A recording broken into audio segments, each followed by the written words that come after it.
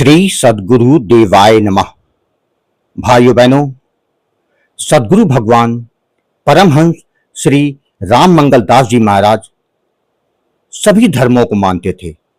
उनके भक्त हर धर्म व जाति के थे, कोई भेदभाव नहीं था। हिंदुओं को देवी देवताओं का मंत्र, मुसलमान, सिख और ईसाइयों को उनके धर्म के अनुसार मार्ग बताते थे। आप कहते थे कि भगवान भाव व प्रेम के भूखे हैं, आडंबर के नहीं।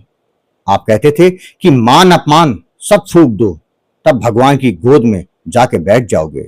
जो भगवान को सब कुछ सौंप देता है, भगवान उससे बहुत प्रसन्न होते हैं। जिसे भगवान का सच्चा भरोसा होता है, उसे परेशानी कैसे हो सकती है। आप सिर्फ एक अचला धोती पहने 12 माह एक सादी लकड़ी के तख्त पर सुबह से रात तक बैठते और भक्तों को कल्याण का मार्ग बताते। आप अपने उपदेश में कहते हैं कि खाली भजन से कुछ ना होगा। 2 दल हैं, परमारथ और परस्वारथ। परमारथ भजन करना, परस्वारथ सबकी सेवा करना। सद्गुरु भगवान यहां यह कहना चाहते हैं कि सिर्फ भजन से कुछ नहीं होगा, सेवा भी करनी होगी। कुछ लोग इसे सुनकर चौंक जाते हैं, अरे भजन तो परम मार्ग है, फिर इसमें कमी क्यों। सच यह है कि भजन और सेवा एक ही सिक्के के 2 पहलू हैं। भजन है हृदय का भगवान से संवाद, सेवा है हृदय का भगवान की सृष्टि के साथ संवाद। अगर हम सिर्फ भगवान के नाम का जप करें लेकिन उनके बनाए जीव जगत की सेवा ना करें तो यह अधूरा साधन है। जैसे कोई पौधे को सिर्फ धूप दे, पानी ना दे, तो क्या वह हरा भरा रहेगा। इसीलिए 2 दल बताए गए हैं, परमारथ और परस्वारथ। परमारथ भजन, ध्यान, साधना, नाम स्मरण, शास्त्र श्रवण, भगवत भक्ति। परस्वारथ दूसरों का कल्याण करना, सेवा करना, दुख दर्द में साथ देना, जरूरतमंद का सहारा बनना। यहां परमारथ आत्मा से ईश्वर का मिलन है। परमार्थ का अर्थ है अपने आत्मा को परमात्मा से जोड़ने का प्रयास। यह साधना भजन, ध्यान, कथा, कीर्तन, सत्संग, नाम स्मरण के द्वारा होता है। उदाहरण के तौर पर मीराबाई ने भजन को ही जीवन बना लिया, दिन रात कृष्ण नाम में डूबी रही। तुलसीदास जी ने रामचरितमानस की रचना में अपना सारा जीवन लगा दिया। इनका परमार्थ इतना गहरा था कि उनकी आत्मा भगवान के चरणों में रच बस गई। परमार्थ के बिना जीवन ऐसा है जैसे मोमबत्ती बिना रोशनी के। हम कितनी भी सांसारिक सफलता पा लें, भीतर की शांति और संतोष केवल परमात्मा से संबंध से ही आता है। परस्वारथ मतलब सेवा की सच्ची भावना। परस्वारथ का अर्थ है दूसरों के लिए कुछ करना बिना अपने स्वार्थ के।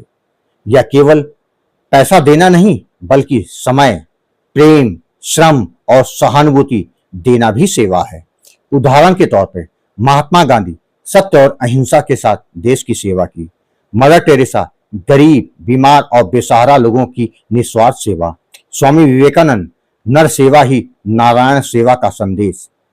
सेवा के रूप है कि भूखे को भोजन देना, बीमार की देखभाल करना, निराश व्यक्ति को आशा देना, ज्ञान देना, बच्चों को पढ़ाना, पेड़ पौधे लगाना और प्रकृति का संरक्षण करना। कई लोग सोचते हैं कि भजन करने वाले अक्सर सेवा नहीं करते और सेवा करने वाले भजन में नहीं लगते, लेकिन सच्चा मार्ग यह है कि दोनों साथ हों।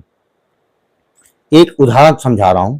एक व्यक्ति रोज घंटों भजन करता लेकिन घर में माता पिता की देखभाल नहीं करता, यह अधूरी साधना है। दूसरा व्यक्ति दिन रात सेवा करता लेकिन भगवान को याद नहीं करता, यह भी अधूरा है, क्योंकि आत्मा का स्रोत भक्ति से ही ऊर्जा पाता है। भजन से मन पवित्र होता है, सेवा से मन विस्तार पाता है। दोनों मिलकर इंसान को भगवत स्वरूप बना देते हैं। इसको गहराई से समझें कि बिना सेवा के भजन और बिना भजन की सेवा। बिना सेवा का भजन यह वैसा है जैसे पानी बिना नाव हो। आप भक्ति के महासागर में आगे नहीं बढ़ेंगे। भजन का असर तब गहरा होता है जब वह जीवन में करुणा और दया के रूप में प्रकट हो। बिना भजन की सेवा यह वैसे है जैसे दीपक बिना तेल के, थोड़ी देर रोशनी देगा फिर बुझ जाएगा। सेवा के पीछे अगर भगवान का स्मरण ना हो तो वह जल्दी थकान और निराशा में बदल देता है। भगवान श्री कृष्ण ने श्रीमद् भागवत गीता में कहा है, जो भक्त मेरे भक्तों का कल्याण करता है वही मेरा प्रिय है। इसका मतलब है कि भगवान के भक्त की सेवा करना ही भगवान की सेवा है। राजा ऋषभ देव कहते हैं कि परमारथ के बिना जीवन पशु के समान है। परमारथ और परस्वारथ दोनों ही आवश्यक है, क्योंकि एक आत्मा को शुद्ध करता है और दूसरा संसार को। इस पर कबीरदास जी ने एक बहुत अच्छी बात कही है, माला फेरत जुग भया फिरा न मन का फेर, कर का मन का छोड़ दे मन का फेर। कबीर कह रहे हैं सिर्फ हाथ की माला फेरने से कुछ नहीं होगा, मन को बदलना जरूरी है, और मन तब बदलता है जब हम दूसरों की सेवा करते हैं। स्वामी विवेकानंद जी ने कहा कि एक हाथ में गीता दूसरे हाथ में रोटी, यही सच्ची भक्ति है। इसका अर्थ है भक्ति और सेवा दोनों साथ चलनी चाहिए। इसको उदाहरण के रूप में समझते हैं। एक गांव का में रामदास नामक एक व्यक्ति था। वह रोज सुबह 2 घंटे भजन करता और फिर खेतों में मेहनत करके गरीबों के लिए अनाज इकट्ठा करता। गांव में कोई बीमार हो तो वो डॉक्टर बुलाता, कोई बच्चा पढ़ना चाहता है तो उसकी फीस देना। लोग कहते हैं कि रामदास के भजन में जान है, क्योंकि वह सेवा से सींचा हुआ है। वहीं दूसरी ओर शहर में मोहन था, जो पूरे दिन भजन करता, लेकिन पड़ोसी भूखा होता भी तो उसको अनदेखा कर देता।